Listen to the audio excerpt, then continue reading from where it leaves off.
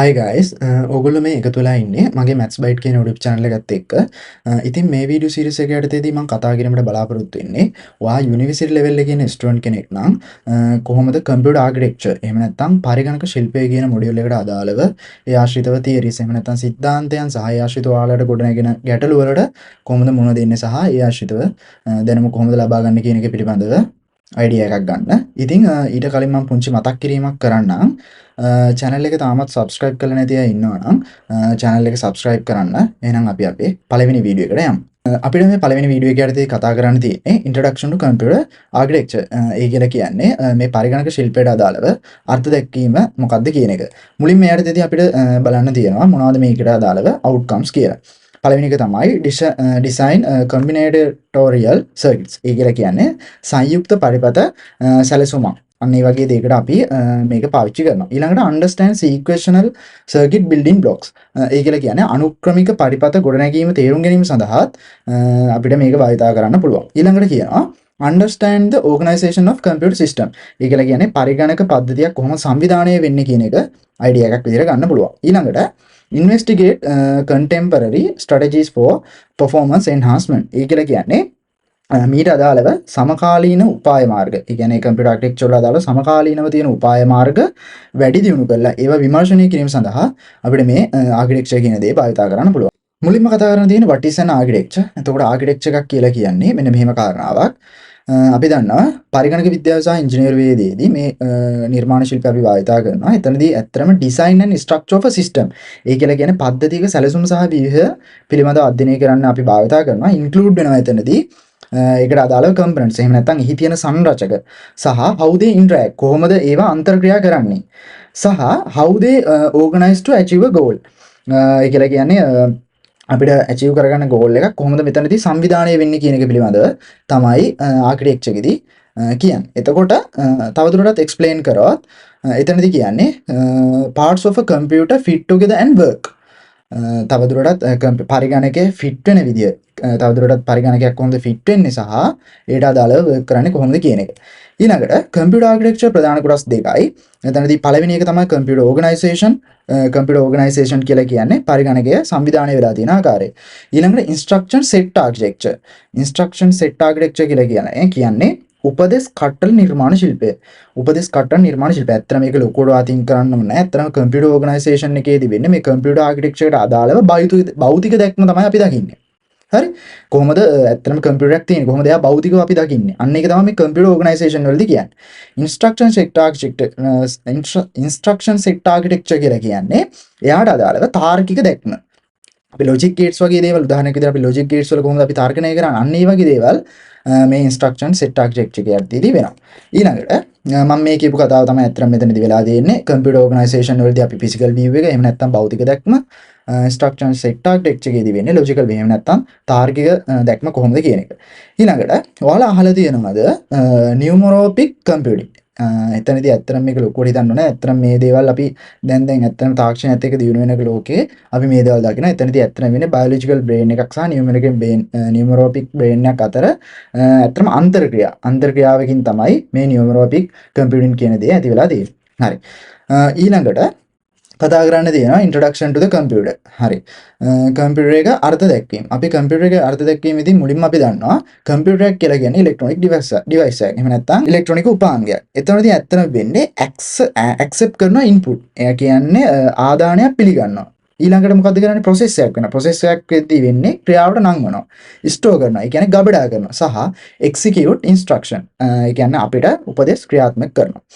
එතකොට උදාහරණයක් විදිහට මෙතනදී ගදී යූසර් කෙනෙක් ඉන්නවා. එහෙම නැත්නම් පරිශීලක කෙනෙක් ඉන්නවා. පරිශීලක raw data එහෙම නැත්නම් අමුදත්තයන් භාවිත කරලා ආදානයක් සිද්ධ කරනවා. පරිගණකයට ආදානයක් එහෙම නැත්නම් input එකක් සිද්ධ වෙනවා. එතනදී process එකක් වෙනවා. process එකකදී වෙන්නේ ක්‍රියාවලිය. ඒ ක්‍රියාවලිය මගින් අපිට අවසානයේදී ප්‍රතිදානයක් ලබා දෙනවා. තොරතුරු විදිහට. එහෙම නැත්නම් information එක විදිහට. ඒක තමයි ඇත්තටම computer එක introduction එක. ඊළඟට ඔයාලා මේ දේවල් නම් ඉගෙනගෙන ඇති. මම මේ දේවල් මෙතනදී මම කතා කිරීමට බලාපොරොත්තු වෙන්නේ නැහැ අත්‍තරම. ඔයගොල්ලෝ සාමාන්‍ය ඉගෙනගෙන තියෙනවා introduction to computer science. අන්න ඒ යටතේදී මේ මාතෘකාවලට අදාළව ඔයාලා ආන්සර් කරන්න පුළුවන්. එතනදී මෙතන අත්‍තරම අහලා තියෙන්නේ computer එකේ insight මොනවද තියෙන්නේ? සහ computer එකේ brain එක මොකද්ද? software සහ hardware අතර difference. input devices මොනවද? output devices මොනවද? සහ computer එකේ types මොනවද? මේ දේවල් ගැන ඔයාලට දැනටමත් idea එකක් ඇති. හරි. ඊළඟට මම කතා කරනවා මේ data කියන්නේ මොනවද? අපි දන්නවා data කියලා කියන්නේ දත්තවලට. හරි. එතකොට දත්ත data කියන්නේ දත්තවලට මුලින්ම මෙතනදී කියන්නේ දත්තයන් things known or accepted as raw facts. එතනදී කියලා කියන්නේ අපි දන්නා හෝ පිළිගන්න පුළුවන් දේවල් දත්තයන් විදිහට භාවිත කරනවා. ඊළඟට use for reasoning and calculation. තර්ක කිරීම ගණනය කිරීම සඳහා ගණනය කිරීමට අපි දත්තයන් භාවිත කරනවා. ඊළඟට කියනවා information in raw or unorganized form. ඒ කියලා කියන්නේ අමු හෝ සංවිධානයේ නොවූ ආකාරයේ තොරතුරු සඳහා අපි දත්තයන් භාවිත කරනවා. උදාහරණයක් විදිහට එතනදී අපිට සංවිධානයේ නොවූ හෝ සංවිධානයේ වුණා කියන එකට අපිට උදාහරණයක් විදිහට මෙතන පාවිච්චි කරනවා alphabetic code එක. කෝඩිය නැත්නම් ඉලක්කම් සහ symbols. ඒ කියන්නේ සංකේතයන් අපිට සාමාන්‍ය දත්ත විදිහට භාවිත කරන්න පුළුවන්. ඊළඟට තවදුරටත් කතා කරොත් මේ දත්ත වලට has quantitative and qualitative aspects. ඒ කියලා කියන්නේ ප්‍රමාණාත්මක සහ ගුණාත්මක අංශයන් තියෙන පුළුවන්. එතකොට ඊළඟට කියනවා can be generated from multiple sources. හරි, එකිනෙකට වෙනස් ආකාරයේ ප්‍රභව මගින් අපිට මෙන්න මේ දත්තයන් කියන දේවල් ජනනය කරගන්න පුළුවන්. උදාහරණයක් විදිහට ෆෝම් එකක්. අපි දන්නවා ආකෘතියක් මගින් අපිට දත්තයන් ජනනය කරගන්න පුළුවන්. observation නිරීක්ෂණ මගින් සහ occurrences ඒ කියන්නේ සිදුවීම් මගින් අපිට දත්තයන් ජනනය කරගන්න පුළුවන්. ඊළඟට what is data to the computer? මොකද්ද මේ දත්තයන් මොනවාද කම්පියුටර් එකට දාලා කොහොමද අපි ගන්නෙ? එතකොට උදාහරණයක් විදිහට කම්පියුටර් එක අපි දත්ත අඳුන ගන්න එකිනෙකට විවිධ ආකාර තියෙනවා. උදාහරණයක් විදිහට හිතන්නකෝ numbers in a spreadsheet. ඒ කියලා කියන්නේ පැතුරුම් පතක තියෙන ඉලක්කම් මගින් අපිට දත්තයන් identify කරගන්න පුළුවන්. ඊළඟට characters of text in a document. හරි. ඒ කියන්නේ ලේඛනයක තියෙන අක්ෂර මගින් ලේඛනගත වෙලා තියෙන අක්ෂර මගින් අපිට දත්තයන් අඳුර ගන්න පුළුවන්. dots of color in an image. රූපයක එහෙම නැත්නම් රූපයක තියෙන ඒ කියන්නේ color image එක තියෙන dots මගින් අපිට dots මගින් මේක අඳුර ගන්නත් පුළුවන්. ඊළඟට waveforms of sound. ශබ්දයකට අදාළව ශබ්ද තරංග මගින් අපිට දත්තයන් අඳුර ගන්න පුළුවන්. ඊළඟට state of some system. ඒ කියන්නේ සමහර පද්ධතියට අදාළව ඒ කියන්නේ තත්ත්වය මත අපිට මේ දේවල් දැනගන්න පුළුවන්. උදාහරණයක් විදිහට air conditioner ඒ කියන්නේ වායු සමීකරණ සහ CD player වල මේ දේ දකින්න පුළුවන්. ඊළඟට ටෙක්ස්ට් එකක් කියලා කියන්නේ අපි දන්නවා මොකක්ද කියන එක. එතකොට ටෙක්ස්ට් එකකට අපිට රිප්‍රසන්ට් කරන්න පුළුවන් numbers or letters විදිහට. උදාහරණයක් විදිහට මෙතන දීලා තියෙනවා hello කියන එක අපි binary වලින් ලියන්න දන්නවා. අපි දන්නවා binary කියන දේ ones and zeros වලින් තමයි රිප්‍රසන්ට් කරගන්නේ. ඒ විදිහට තමයි අපි කම්පියුටර් එකක ස්ටෝර් කරගන්නේ. හරි, මේ දේවල් ඇත්තටම ඔයාලා introduction to computer science යටතේදී ඉගෙන ගන්න ඇති. හරි, ඊළඟට මම කතා කරන්න තියෙන image එකක්. image එකකදී මොකද්ද වෙන්නේ? store an image of on a computer. computer එකක අපි image එක කොහොමද store කරන්නේ? එතනදී ඇත්තටම වෙන්නේ මුලින්ම මේ දීලා තියෙන අපිට අදාළ ඉන්න image එක broken down වෙනවා tiny elements. හරි, කුඩා element එකකට. කුඩා elements වලට මේක broken down වෙනවා. ඇත්තට මේ කුඩා element වලට අපි pixel කියලා හඳුන්වනවා. හරි, එතකොට pixel එකක් කියලා කියන්නේ අර මගේ තියෙන රූපය කුඩා කොටස් වලට කඩාගත්තාම ඉන්න එක් කොටසක්. මෙතෙන්දී ඔයගොල්ලන්ට පේන තියෙනවා මේ පික්සල් එක කියන්නේ මොකක්ද කියලා. හරි. එතකොට ඊළඟට if your image resolution. අපි දන්නවා රූපයක් අනිවාර්යෙන් තිබ්බොත් ඒ රූපයකට අදාළව resolution එකක් තියෙන්න ඕනේ. ඒ කියන්නේ විභේදනයක්. මේ resolution කියලා කියන්නේ විභේදනයක්. ඒතර image එක resolution එකක් අහලා තියෙනවනම් කොහෙදීත් තැනක අපි ඉතින් resolution එක භාවිත කරන්න ගන්නේ width එක multiply කරනවා height එකත් එක්ක. width එක height එකත් එක්ක multiply කරලා එයාට අදාළව resolution එක අපිට තියන්න පුළුවන්. දැන් උදාහරණයක් විදිහට මේකේ width එක 1020ක් වෙන්න පුළුවන්. width එක. height එක උස. එහෙම නැත්නම් උස කියනවා 800ක්. ඒ දෙන multiply කරලා මෙයාට අදාළව image එකේ resolution එක ලබා ගන්න පුළුවන්. ඇත්තට මේ උදාහරණේ resolution එක මට ලැබෙන්නේ pixel වලින්. ඊළඟට පුංචි ප්‍රශ්නයක් තියෙනවා. අපි බලමු මේ ප්‍රශ්නෙට කොහොමද answer කරන්න කියලා. උදාහරණ ගානේ දීලා තියෙන්නේ මෙහෙමයි.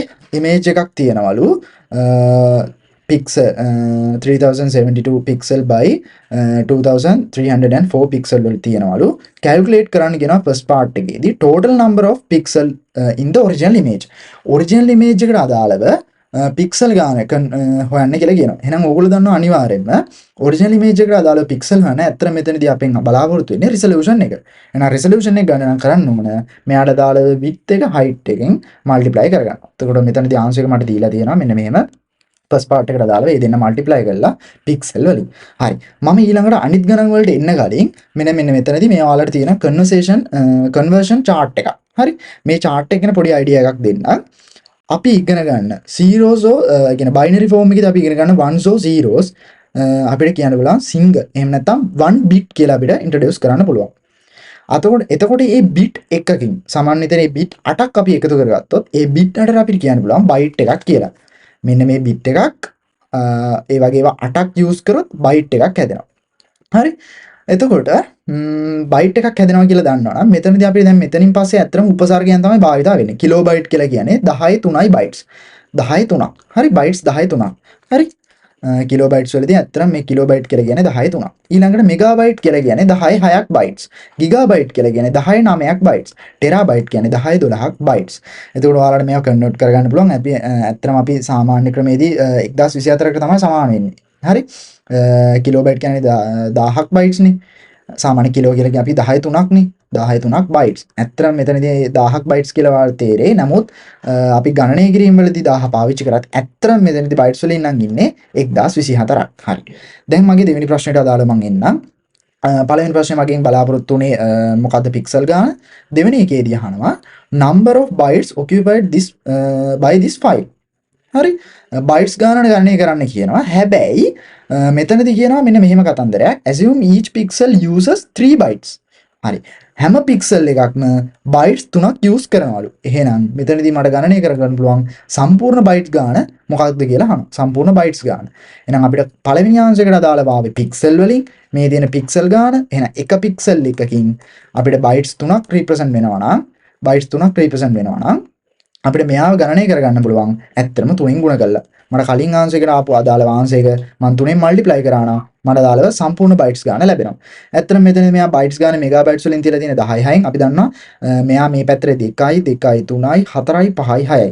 එහෙනම් 20.21.25 ඇත්තටම මෙතන ආන්සර් එක මෙයා මේ විදිහට තියලා තියෙන 20.25 අපි ආසන්න වටේලා වගේ අරන් තියෙන්නේ 20.25 කියලා මෙතන ආන්සර් කරලා තියෙනවා. හරි. මෙගාබයිට්ස් වලින්. ඊළඟට මගේ තුන්වෙනි ප්‍රශ්නේදී මගෙන් බලාපොරොත්තු වෙනවා file size of the JPEG image in MB megabytes වලින් තියෙන මගේ JPEG image එක if the original was reduced by factor of 5 5 කියන factor එකකින් මගේ original image එක reduce කරනවා කියලා කියන්නේ මුල් රූපය 5 ගුණයකින් මෙතන factor එක 5යි 5 ගුණයකින් අඩු කරනවලු 5 ගුණයකින් අඩු කරනකොට මගේ file size එක JPEG image එකට අදාළව file size එක ගණනය කරන්න කියනවා megabyte වලින් හරි එතකොට මම මෙතනදී කරන්න ඕන ඇත්තටම මගේ මේ දෙවෙනි කොටසට අදාළව ආපු ආන්සර් එක ෆැක්ට් එක 5යිනේ. ඒ කියන්නේ 5 ගුණයකින් මෙයා අඩු කරන්නේ. එහෙනම් ෆයිල් සයිස් එක ගණනය කරගන්න නම් මගේ මේ මුල් රූපේ තිබ්බ සයිස් එකට අදාළව මෙගාබයිට්ස් වලට අදාළව එයාව මම 5න් ඩිවයිඩ් කරා නම් මට ෆයිනල් ආන්සර් එක ගණනය කරගන්න පුළුවන්. හරි. ඊළඟට හතරවෙනි ප්‍රශ්නේදී මගෙන් බලාපොරොත්තු වෙනවා how many uncompressed files සම්පීඩනය නොවු ගොනු කොච්චරක් තියෙනවද කියලා අහනවා. calculate in part 2 part 2ට අදාළව part 2 ඒ කියන්නේ මගේ මෙන්න මෙයාට අදාළව මෙයා මම හොයාගත්තේ ඇත්තටම මෙතනින් මට ගණනය කරන්න කිව්වේ bytes ගානනේ ඒ bytes ගානට අදාළව කොච්චර සම්පීඩන වූ ගොනු ප්‍රමාණයක් තියෙනවද 4GB memory card පදක store වෙලා 4GB කියන මතක කාඩ් පදක කොච්චරක් store වෙලා තියෙනවද කියලා මගෙන් අහනවා ගණනය කරන්න කියලා කියන්නේ මේ part 2ට අදාළව. ඒතර part 2ට අදාළව මට ආන්සර් එක ආවනේ මෙන්න මේ විදිහට 20.25 megabytes කියලා. එතකොට මට මෙයාට අදාළව ආන්සර් එක ගන්න නම් මුලින්ම මගේ මේ 4GB memory card එකට අදාළව කොච්චරක් bytes ප්‍රමාණය megabytes ප්‍රමාණයක් ඉන්නවද කියලා ගණනය කරගන්න. එහෙනම් megabytes ගණනය කරන්න අපි දන්නවා මෙතනදී giga කියලා කියන්නේ අපි 10 6ක් આવුත් කෙලින්ම bytes එනවා. එහෙනම් megabytes තියන්න අපි 10 3ක් තියාගන්න ඕන. එහෙනම් 10 3ක් මෙතන දුන්නොත් මට මෙයා කන්වර්ට් කරගන්න පුළුවන් megabytes වලින් නම් 4096යි කියලා. එහෙනම් අපි දන්නවා දැන් මේ chip එකට අදාළව කොච්චර uncompressed ගොනු ප්‍රමාණයක් හොයන්න ඕනද? එහෙනම් මේ ගොනුවකට අදාළව size එකෙන් අපි ආව divide කරගත්තා නම් හරි. එහෙනම් මගේ chip එක 4096යි. එහෙනම් part 2ට අදාළව ගණනය කරපු කොටසේ මට ආවා 20.25. එහෙනම් ඒ දෙන divide කරොත් මට මෙන්න මෙච්චර ගොනු ප්‍රමාණයක් calculate කරගන්න පුළුවන්. හරි. ඊළඟට පස්වෙනි ප්‍රශ්නේ අවසාන ප්‍රශ්නේදී අහනවා කොච්චර කම්ප්‍රෙස් සම්පින්ඩනයේ වූ ගුණ ප්‍රමාණයක් තියෙනවද මම ගණනය කරපු තුන්වෙනි පාර්ට් එකට අදාළව කලින් අර කතාව වගේම තමයි 4GB මෙමරි කාඩ් පතක. අපි දන්නවා මෙතනදී ඇත්තටම අර 5 ගුණයකින් අඩු කරානේ. එතකොට 5 ගුණයකින් අඩු කරද්දී මට තුන්වෙනි පාර්ට් එකට අදාළව ගුණක සයිස් එක ආවා මෙච්චරක්. එහෙනම් දැන් අහනවා අර 4GB chip එකට අදාළව මෙන්න මේ වගේ ෆයිල් කොච්චර ප්‍රමාණයක් මට ගබඩා කරන්න පුළුවන්ද කියලා. එහෙනම් 4GB chip එකට අදාළව මෙන්න මේ වගේ මෙගාබයිට්ස් ප්‍රමාණයක් ලබා ගන්න පුළුවන්. එහෙනම් එක ෆයිල් එක සයිස් එක වෙන්නේ 4.05යි. එහෙනම් මෙයා මෙන්න මේ ලොකු ප්‍රමාණයෙන් මම මෙයාව ඩිවයිඩ් කරොත් මට සම්පින්න වූ ප්‍රමාණය ගණනය කරගන්න පුළුවන්. හරි. පැහැදිලි ඇති කියලා මම හිතනවා. ඊළඟට කතා කරන්න තියෙන සවුන්ඩ් කියලා කියන අපි දන්නවා ශබ්දය. එතකොට මුලින්ම අපිට කතා කරන්න තියෙනවා මෙන්න මෙහෙම කාරණා කීපයක්. to play an mp3 audio file. audio file එකක් අපි කොහොමද play කරන්නේ? එතනදී ඇත්තටම කම්පියුටර් එකේ මොකද වෙන්නේ? කම්පියුටරේ read කරනවා කියනවා array of number from disk and into memory. 30 ඉඳන් මතකයේ දක්වා තියෙන numbers ටික read කරනවා. කියන්නේ සංඛ්‍යා ආරාවක් විදිහට තමයි මෙතනදී සංඛ්‍යා ආරාවක් විදිහට මොකද්ද කරන්නේ? 30 ඉඳන් මතකයට ලබා දීමක් සිද්ධ කරනවා. ප්ලේ වෙනකොට කියන audio file එකක් අපි play වෙනකොට 30 ඉඳන් එයා මතකයට යනකොට සංඛ්‍යා ආරාවක් තමයි එයා එතනදී read කරන්නේ. ඊළඟට කියන manipulates those numbers to convert to compress audio data into raw audio data. එතනදී කියන්නේ සම්පීඩන ශ්‍රව්‍ය දත්තයන් අමුදත්ත දත්ත සඳහා දත්ත හැසිරීමක් සිද්ධ කරනවා. එතන convert කරන compress audio data. හරි සම්පීඩනය කරපු audio data ටික අමුදත්තයන් විදිහට හසුරුවීමක් තමයි සිද්ධ කරන්නේ මේ sounds මගින්. හරි. ඊළඟට කියනවා then output the new set of numbers to audio chip. එතනදී කියන්නේ ශ්‍රව්‍ය චිපයට ප්‍රතිදානය සිද්ධ කිරීමක් සිද්ධ කරනවා new set of numbers විදිහට. ශ්‍රව්‍ය චිප් එකට අදාළව ප්‍රතිදානයක් විදිහට ලබා දීමක් සිද්ධ කරනවා. set of numbers විදිහට තමයි sound එක ප්‍රතිදාන විදිහට ලබා දීමක් සිද්ධ කරන්නේ. හරි. ඊළඟට කියනවා computer manipulates the data by performing operation on the numbers. හරි. ඒ කියලා කියන්නේ සංඛ්‍යා කිහිපයකට අදාළව එයා සංඛ්‍යා මත ඔපරේෂන් සිද්ධ කළා. ඒ කියන්නේ එක එක මෙහෙයුම් සිද්ධ කළා. මෙතනදී පරිගණකය සංඛ්‍යා හසුරුවීමක් එහෙම නැත්නම් දත්ත හසුරුවීමක් සිද්ධ කරනවා සවුන්ඩ් වලදී. හරි. ඊළඟට මට කතා කරන්න තියෙන්නේ ඇත්තටම data matters මොකද්ද? සාමාන්‍යයෙන් නම් සාමාන්‍ය ලෝකයේ how much data is generated by per day. අද තියෙන වාතාවරණය අනුව මෙන්න මෙච්චර ප්‍රමාණයක් දවසකට මෙන්න මෙච්චර මිලියන් ප්‍රමාණයක් දත්ත ජනනය වීමක් සිද්ධ වෙනවා කියලා කියනවා. හරි. ඊළඟට data storing and retrieving ඒ කියලා කියන්නේ දත්ත ගබඩා කිරීම සහ ලබා ගැනීම. එතනදී මොකද්ද වෙන්නේ කියන එක ඕගොල්ලෝ දැනටමත් පොඩි අයිඩියා එකක් ඇති. මම මේ මාතෘකාව මෙතනදී කතා කරන්නේ නැහැ. database එකකදී මොකද්ද වෙන්නේ? NoSQL database වලදී මොකද්ද වෙන්නේ? කියන එක ඕගොල්ලෝ දැනටමත් දන්නවා ඇති. මම data lake කියන මාතෘකාව කතා කරන්නම්. data lake එකක් කියන්නේ දත්ත විලක්. හරි. එතකොට දත්ත විලකදී වෙන්නේ මෙන්න මෙහෙම කාරණාවක්. centralized repository that allows you to store all your data. ඒ කියලා කියන්නේ සියලුම දත් ඔයාලා සතුව තියෙන සියලුම දත්තයන් ගබඩා කරන්න ඉඩ සලසන මධ්‍යගත ගබඩාවකට අපි කියනවා data lake එකක්. දත්ත විලක් කියලා කියනවා. එතනදී ඇත්තටම වෙන්නේ විශාල දත්ත ප්‍රමාණයක් අපිට සලස ගන්න පුළුවන්. මේ data lake එක මගින් විශාල දත්ත ප්‍රමාණයන් සලස ගන්න පුළුවන්. උදාහරණයක් විදිහට ඔයාලට මෙතන පේනවා මේ දත්ත විලට දාලව දත්තයන් කලෙක්ට් කරගන්නවා. ඊළඟට දෙවෙනි ස්ටෙප් එකේදී ඉන්ගෙස් වෙනවා. එයා තුන්වෙනි අවස්ථාවේදී blend වෙනවා, transform වෙනවා, publish කරලා අන්තිමේදී බෙදා හැරීමක්. එහෙම නැත්නම් distribute step එකට යන්න පුළුවන්. හරි. data process එකකදී වෙන්නේ දත්තයන් කොහොමද සැකසීම. දත්තයන් කොහොමද සැකසීම? අපි දන්නවා දත්ත සැකසීමකදී වෙන්නේ මුලින්ම පළවෙනි ස්ටෙප් එක දත්තයන් මුලින්ම දත්ත මූලාශ්‍රයකින් ගන්න ඕන. හරි source එක කියලා කියන දත්ත මූලාශ්‍රයක්. ඒ දත්ත මූලාශ්‍රය ඊළඟ අවස්ථාවේදී ස්ටෙප් එකේදී process වෙනවා. process වෙනවා කියලා කියන සැකසෙනවා. හරි. මේ ස්ටෙප් ටික data කොහොමද process වෙන්නේ කියන ස්ටෙප් ටික. ඊළඟට මේ සකසගත්තු දත්ත ටික data zone එහෙම නැත්නම් දත්ත කලාපයකට ඇතුල් වෙනවා. හරි. දත්ත කලාපයකට ඇතුල් වෙනවා. ඊළඟ ස්ටෙප් එකේදී එන්නේ visualize වෙනවා. visualize වෙනවා කියලා කියන්නේ දෘශ්‍යකරණය වෙනවා. මගේ දත්තයන් ටික දෘශ්‍යකරණය වෙනවා. අවසාන ස්ටෙප් එකේදී ප්‍රවේශ වෙනවා. ප්‍රවේශතාව. අපි දන්නවා access කරන්න පුළුවන්. හරි. ඕනම කෙනෙක්ට user ඇත්තට මේ ස්ටෙප් එකෙන් පස්සේ ඕනම දත්තයක් access කරන්න පුළුවන්. ඒක තමයි data process එකට අදාළව ස්ටෙප් ටික.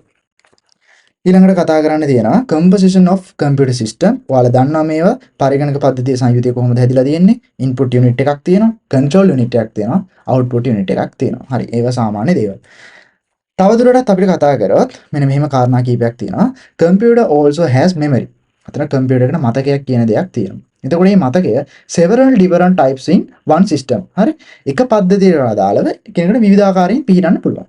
ඊළඟට කියනවා memory is used to store programs. මතකය කියන එක අපි භාවිතා කරනවලු programs store කරගන්න. භාවිතා කරනවලු while the process is running.